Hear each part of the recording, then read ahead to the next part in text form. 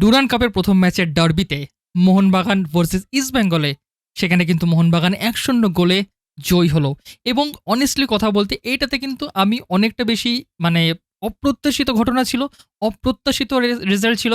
Because সেটা না যে মোহনবাগান জিততে পারেই না, বাট ব্যাপারটা হচ্ছে যে শুরুর মানে ডুরান্ডের ফার্স্ট ম্যাচ ডার্বি, সেটা নিয়ে আমরা অলরেডি কথা বলেছি। সেইখানে তোমাদের দুটো টিম মোহনবাগান এবং ইস্ট বেঙ্গল তারা নিজেদের মধ্যে প্রিপেয়ার নয়, বিশেষ করে আমরা প্রিপেয়ার নই, দুটো টিমই প্রিপেয়ার নয়, ঠিক আছে। বিদেশিরা অ্যাভেলেবেল নেই, তারা শেষ মুহূর্তে এসেছেন, ঠিক আছে। এবার এসে আদৌ তারা নামতে পারবেন কিনা, নতুন দুদিকে ডাগ আউটে কোচ রয়েছেন, হাবাস এবং প্যানোস রয়েছেন, তো সেই সব নিয়ে আমি অলরেডি ভিডিও বানিয়েছি, আলোচনা করেছিলাম। তো সেখানে আমি বলেছিলাম যে এরকমভাবে ফার্স্টের match derby, because derby is not a just a regular match, it's an emotion for us. তো সেখানে আমরা কত ভালো ফুটবল দেখতে পারবো এরকমভাবে একটা ছন্নছাড়া জায়গায় আর কি, যেখানে সবে সবে মৌসুম স্টার্ট হচ্ছে, প্লেয়াররা কতটা ফিট আমরা জানি না, প্লেয়াররা কে অ্যাভেলেবেল থাকবে আমরা জানি না। সেখানে এক্সপেকটেশন অবশ্যই খুব বিলো অ্যাভারেজ। আমি তো অন্তত নিজের এক্সপেকটেশন অনেক কম রেখেছিলাম। কিন্তু একটা কথা আছে যে যখনই এই রকমের ধরনের ইম্পর্টেন্ট ম্যাচ হয়, প্লেয়াররা হয়তো নিজের ভিতর থেকে সেই ইন্টেন্সিটি বা যখন শব্দ ব্রহ্ম স্টেডিয়ামের বেরিয়ে আসে, সাপোর্টাররা যখন ৭০,০০০ সাপোর্টাররা আজকের ম্যাচে উপস্থিত ছিলেন, তারা যখন একসাথে চিল্লাচ্ছেন, প্লেয়াররা হয়তো সেই জিনিসগুলো শুনতে পারে, তারা বুঝতে পারে যে হ্যাঁ, আজকের ম্যাচটা কিন্তু অবশ্যই স্পেশাল। সেটা যতই হোক যে আমরা যতটা প্র্যাকটিস করিনি বা আমাদের কম্বিনেশন নেই, এবং সেটার রেজাল্ট কিন্তু আমরা মাঠে দেখতে পেলাম, অন্তত মোহনবাগানের জন্য কিন্তু বিশেষ করে। দেখো, যেটা আমরা ভেবেছিলাম যে শুরুতেই হয়তো এই ম্যাচটা হাবাস এবং প্যানোস দেখে নিতে চাইবেন দুজনের অপোনেন্টকে, কিন্তু শুরুটা অরিজিনালি ম্যাচের কিন্তু সেরমভাবে হয়নি। দুটো টিমে কিন্তু আক্রমণে আসছিল, চান্সেস ক্রিয়েট করছিল ইভেনচুয়ালি। মানে পুরো শুরুর ১০ মিনিটে ইস্ট বেঙ্গল কিন্তু দুটো ভালো সুযোগ পেয়েছিল, এডমার্ট এবং ডেভিডের দৌড়তে, এবং রোহিত দানু তার ওটাই শুরুর ওই সুযোগ এবং ওই শেষ, তিনি একটা ভালো ক্রস করেছিলেন। এবং পরক্ষণেই কিন্তু মোহনবাগান সেখান থেকে কন্টিনিউসলি কাউন্টার অ্যাটাক করে কিন্তু সুযোগগুলো কন্টিনিউ ক্রিয়েট করছিল, যেখানে Manvir Singh as a striker খেলছিলেন এবং Kiyan Nassiri as a right wing forward খেলছিলেন।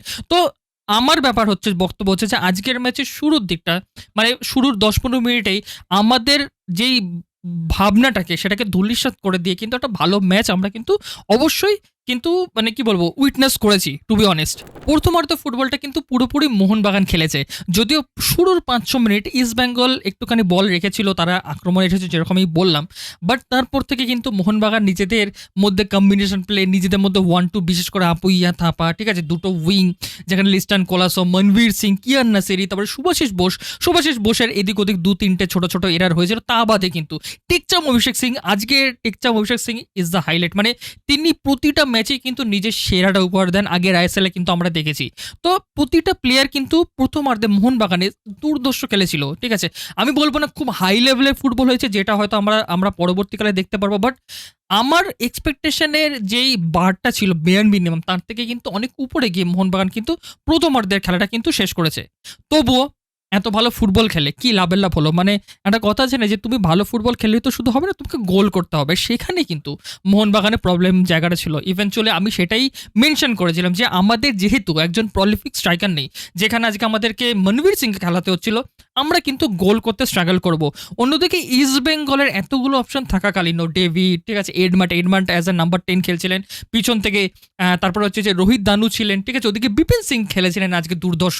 এতগুলো অপশন থাকা সত্ত্বেও কিন্তু ইস্ট বেঙ্গল চান্সেস সেরকমভাবে কিন্তু ক্রিয়েট করতে পারেনি, যেখান থেকে সত্যিকারের গোলের চান্স, মানে গোল করার একটা সুযোগ হতে পারে। তো বলা ভালো, প্রথমার্ধে ফ্রাস্ট্রেটিং ফুটবল কিন্তু আমাদেরকে লক্ষ্য করতে হয়নি, এবং সেরমভাবে কিন্তু 0-0 গোলে ফার্স্ট হাফটা কিন্তু আমরা শেষ হলো। বাট সেকেন্ড হাফে, ঠিক আছে, সেকেন্ড হাফ যে পেপটক দুই কোচের, হাবাস এবং প্যানোসের, দুজনের নিজের টিমকে, অন্যদিকে হাবাস তার প্রথম match as a east Bengal মানে কোচ, সেটা আমরা অবশ্যই দেখে আমার একটু ইমোশনাল লাগছিল। অন্যদিকে প্যানোস তার প্রথম পাঞ্জাব এফসি থেকে কোচিং করার পর এত বড় একটা আপগ্রেড, মোহনবাগানের মতো স্টারের টিম, চ্যাম্পিয়ন টিম, তাকে কোচিং করানো, সেখানে তার পেপটকের মধ্যে সেকেন্ড হাফে কিন্তু কিছু পরিবর্তন আমরা দেখতে পেলাম। যেখানে ফার্স্ট পরিবর্তন দেখতে পেলাম বিদেশিদেরকে নামানো, সেটা হচ্ছে প্রথম গ্র্যাজিচ, তিনি আমাদের জার্সি গায়ে মোহনবাগানের হয়ে ফার্স্ট তিনি আজকে মাঠে নামলেন।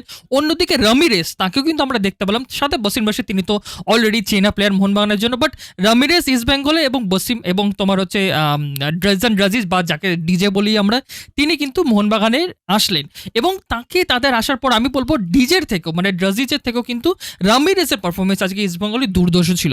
দেখো, সেকেন্ড হাফের শুরুতেই সব থেকে বেশি ইম্পর্টেন্ট কি দরকার ছিল, সেটা হচ্ছে গোল। বিকজ মোহনবাগান এত ভালো ফুটবল খেলেছে, মানে ইস্ট বেঙ্গলের থেকে তো বেটার ফুটবল খেলেছিল অবভিয়াসলি, সেদিক থেকে আমাদের একটাই জিনিস দরকার ছিল গোল। তো সেই গোলটা এত আক্রমণের পরও কিন্তু আসছিল না। অন্যদিকে ইস্টবেঙ্গলও পিছিয়ে ছিল না। ইস্টবেঙ্গল কিন্তু সেকেন্ড হাফে মোহনবাগানের থেকে ফার্স্ট হাফের অনুযায়ী অনেক বেটার ফুটবল খেলেছে, ঠিক আছে, নট গোনা লাই, বিশেষ করে রামিরেজ নামার পরে। তো সেখান থেকে একটা কাউন্টার অ্যাটাক, আমি বলবো না কাউন্টার অ্যাটাক, একটা এরার হয়ে গেছিল জয়গুপ্তার দিক থেকে। সেখান থেকে কিয়ান নেসেরি গিরি, যাকে আমরা তার আগে অনেক কি বলবো তার সমালোচনা করেছি, তাকে অনেক কিছু ক্রিটিসাইজ করেছি, সেখান থেকে তিনি বলটাকে নিলেন, রান করলেন এবং একটা গ্রাউন্ডেড একটা সেন্টার করলেন বা গ্রাউন্ডেড একটা ক্রস করলেন। সেটা মনবীর তিনি মানে কন্ট্যাক্ট করতে গিয়েও পারলেন না, তার পায়ের মাঝখান থেকে একটা নাটমেগ হয়, বলটা পড়লো একদম ফাঁকা ফ্রিতে দাঁড়ানো সাল আব্দুল সামাদের পায়ে এবং সেখান থেকে তিনি গোল করে মোহনবাগানকে আজকের ম্যাচের একমাত্র গোল করে কিন্তু 1-0 গোলে এগিয়ে দিলেন। দেখো এই গোলটা হলো, সেখানে কিন্তু আমি অবশ্যই দায়ী করবো ইস্ট বেঙ্গলের ডিফেন্ডারদের, বিশেষ করে জয়গুপ্তা এবং তার সাথে রোহিত কুমার ছিল। চুন্নুঙ্গারও অবশ্যই দোষ রয়েছে, কারণ চুন্নুঙ্গাও সেই সময় কোথাও উপস্থিত ছিলেন না, ধারে কাছেও না। রোহিত কুমারের কোনো ক্লু ছিল না যে পিছনে সাহাল আব্দুল সামাদ একদম ফাঁকা দাঁড়িয়ে রয়েছেন। আর মেন কালপ্রিট তো তিনি হচ্ছেন জয়গুপ্তা। আজকে জয়গুপ্তা দুর্ধর্ষ পরিমাণে ভালো খেলেছেন। আমার মনে হয় জয়গুপ্তাকে ইমিডিয়েটলি, ঠিক আছে, রবার্তো কার্লোস অ্যাওয়ার্ড দিয়ে দেওয়া উচিত, এবং তার সাথে চুন্নুঙ্গা। আমার মনে হয় ইস্ট বেঙ্গল, ইভেন আমি মানে তোমার ওয়াচেলঙ্গেও বলছিলাম যে তোমার চুন্নুঙ্গাকে, ঠিক আছে, অন্তত আমাদের টিমের হয়ে খেলা, মানে আমাদের টিমে মোহনবাগানের হয়ে খেলছিল আজকে পুরো ম্যাচে, বিকজ ইস্টবেঙ্গল তো 10 জনেই খেলছিল। চুন্নুঙ্গা আমি হাতে গুনো বলে দিতে পারি 3 থেকে 4টে পাস চুন্নুঙ্গা আমাদের মোহনবাগানের প্লেয়ারের সামনে এনে দিয়ে দিয়েছিল। আমাদের মিস পাস হয়েছিল, বাট চুন্নুঙ্গা ভাই himself he stood up and বলেছে ভাই আমি তো আছি, কোনো চাপের ব্যাপার নেই, নামিয়ে দিয়েছিল। এবং একজন ইস্টবেঙ্গল সাপোর্টারদের হয়ে তার ফ্রাস্ট্রেশন আমি পুরোপুরি বুঝতে পারছি আর কি। আর অন্যদিকে জয়গুপ্তা, ও মাই গড, হোয়াট এ বেকার player, what a below average player he is. মানে আমি হয়তো ভেবেছিলাম আগের বছরে এত জঘন্য পারফরমেন্স দেওয়ার পরে এই মরশুমে হয়তো তিনি ডুরান্ডের শুরুতে ডার্বি ম্যাচে নিজেকে হয়তো একটুখানি ইমপ্রুভ করেছেন, প্র্যাকটিস করেছেন, সময় পেয়েছেন, নিজেকে হয়তো নতুনভাবে নতুন আঙ্গিকে তিনি হয়তো মাঠে নিয়ে আসবেন।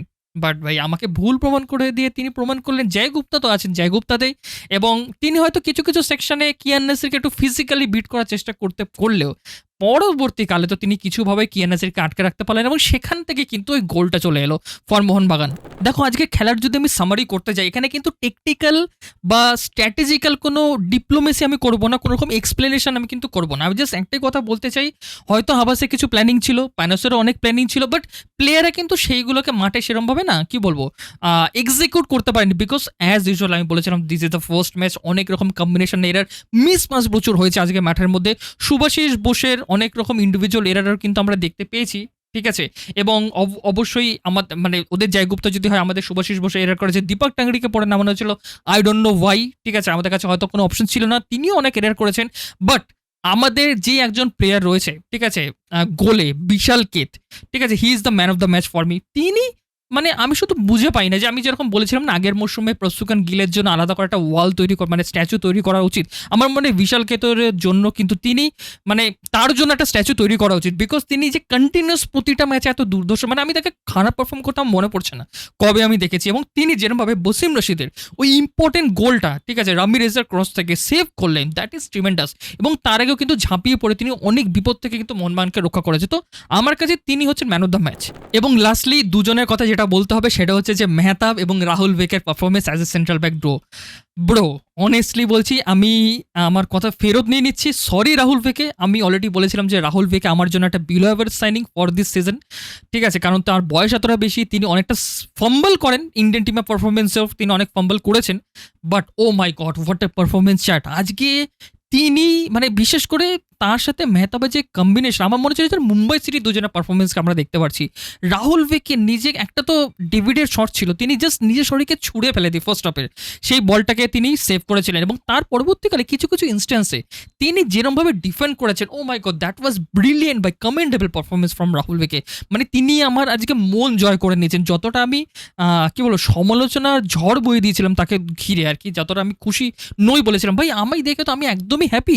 আমার মনে হয় অ্যালেক্স সাজির জন্য কিন্তু অবশ্যই একটা টাফ ব্যাটল হতে পারে তার দলে জায়গা পাওয়া, কারণ এখানে যদি এরমভাবে রাহুল বেকে মেহতাব সিং পারফর্ম করেন তাহলে তো ভাই আমি জানি না কেন, because we also have Alberto Rodriguez, because তিনি স্টার্ট করবেন। তো আরেকজন সেন্ট্রাল ব্যাক, তো এই দুজনের মধ্যে কেউ কাকে হবে, তো অ্যালেক্স সাজির জন্য জায়গা পাওয়া তো ব্রাদার প্রচুর টাফ হয়ে গেল। But ultimately Rahul Bheke impress me very much. আশা করি তোমাদেরও সবাইকে তিনি আজকে প্রচন্ডভাবে ইমপ্রেস করেছেন। এবং আমি ইস্ট বেঙ্গল সমর্থকদের জন্য বলবো, দেখো তোমরা হতাশ হয় না, ঠিক আছে, এখানে হতাশ হবার মতো কিচ্ছু নেই। একটা ফার্স্ট ম্যাচ, ফার্স্ট ডার্বি, ঠিক আছে, একটা ফার্স্ট সিনারিও ছিল যেখানে দুটো টিমই তৈরি নয়। সেখানে আমি অলরেডি বলে দিয়েছিলাম হয়তো ড্র হতে পারে, সেই সম্ভাবনা বেশি ছিল। এবং সেখান থেকে হয়তো ইস্টবেঙ্গলও জিতে যেতে পারতো যদি ওদের বার পোস্টটা না লাগলো, ওদেরও চান্স ছিল। বিশালকে সেভ করেছিল, দ্যাট ওয়াজ ভেরি আনলাকি, বারে লাগাটা রামিরেজের শটটা। তো ব্যাপারটা হচ্ছে যে এই ম্যাচে আমরা মোহনবাগান জিতে গেছি, ঠিক আছে, মোহনবাগান জিতে গেছে, এটা আমাদের এক্সপেকটেশনের অনেক উপরে। আমরা অবশ্যই সেলিব্রেট করা উচিত, সেলিব্রেট করবে মন as a Mohun Bagan supporter. But east বেঙ্গলকে এই ভুলগুলো থেকে শিক্ষা নিয়ে কিন্তু এগিয়ে যেতে হবে। হাবাস অবশ্যই তিনি দেখবেন যে কোথায় ভুল হলো, কোন জায়গাগুলো তিনি এরার করলেন, বা কোন প্লেয়ারগুলো সেখানে তিনি দিতে পারলেন না তার পুরোপুরি, সেই জায়গাগুলো কিন্তু অবশ্যই দেখবে। এবং আমি সমর্থকদেরকে রিকোয়েস্ট করবো যে হাবাস, প্যানোস, এদের উপর কিন্তু তোমরা প্লিজ একটু বসা রাখো, বিশেষ করে হাবাসের উপর। Is a winning coach, is a winning trophy coach, তিনি ট্রফি জিতেন, তিনি জানেন যে এইসব ম্যাচ কীভাবে জিততে হয়। আজকে হয়তো কিছু কিছু জায়গায় হয়নি, কোনো অসুবিধা হতেই পারে, আজকে প্যানোসের ক্ষেত্রে কিন্তু হতে পারতো। বাট এই জয়টা কিন্তু প্যানোস ডিলম্পেরিসের জন্য অনেক বড় মোটিভেশনের কাজ করবে, অনেক বড় কনফিডেন্স বুস্ট কিন্তু দেবে অবশ্যই, এবং তাকে দেখে সেটা বোঝা যাচ্ছিল। আর পরবর্তীকালে আমি বলবো যে এই এরারগুলো রয়েছে মোহনবাগানের, সেগুলো ফিক্স করা প্রয়োজন অ্যাজ সুন অ্যাজ পসিবল। আর একটা ছোট ইনসিডেন্ট যেটাতে আমি আজকে এই ভিডিওটাকে শেষ করবো, সেটা হচ্ছে যে পেনাল্টি কিন্তু অবশ্যই একটা মোহনবাগানে পাওয়া প্রাপ্য ছিল, যেটাতে বল হাতে লেগেছিল, ঠিক আছে, একটা শট থেকে সালাবদুল সামাদের। তো ওটা পজিশনে ছিল, ন্যাচারাল পজিশন, ঠিক আছে, রেফারি হয়তো সেই দিকটা তো বুঝতে পারেনি। বাট রিপ্লেতে আমি যখন দেখলাম, ওটা অনেকে এগ্রি করেছে যে that is a clear penalty, ঠিক আছে ভাই, কোনো অসুবিধা নেই। একটা জাস্ট আমি সিনিয়র বললাম, রেফারি কিন্তু আজকে কিছু কিছু ক্ষেত্রে কিছু কিছু ডিসিশন দিয়েছেন যেগুলোতে হয়তো আমরা এগ্রি হতে পারিনি, বাট অল ওভার তিনি কিন্তু ভালো খেলেছেন ম্যাচটাকে। এবং আমি তো ভাই খুব খুশি, ঠিক আছে, সবাই আমরা আজকে এনজয় করবো অবশ্যই। বাট এইটাই সবে শুরু, ঠিক আছে, এখনো ডুরান্ড কাপে সব পারফরমেন্স পড়ে রয়েছে। আলটিমেটলি ডুরান্ড কাপটা জিততে হবে, that is the matter, trophy জিততে হবে। এবং তার পরিবর্তে রয়েছে, তারপরেই রয়েছে আইএসএল। বিদেশিরা তাড়াতাড়ি আসুক, বিদেশিরা সবাই সুস্থভাবে থাকুক, তারা ট্রেনিং করুক, কম্বিনেশন আর বেটার করুক, এবং তাহলে কিন্তু আমরা একটা বেটার মরশুম হয়তো অবশ্যই দেখতে পারবো। আমরা কিন্তু মানে চাক্ষুষ করতে পারবো অবশ্যই। তো তোমাদের যদি ভিডিওটা ভালো লাগে, তোমাদের যদি এই চ্যানেলটাকে ভালো লাগে, তাহলে অবশ্যই একটু সাবস্ক্রাইব বা ফলো করে দিও যদি তোমরা ফেসবুকে দেখো। এবং তোমাদের সাথে দেখা হচ্ছে নেক্সট ওয়াচ অ্যালংয়ে। ততক্ষণ তোমরা ভালো থাকো, এনজয়, জয় মোহনবাগান সবাইকে, টাটা, গুড নাইট।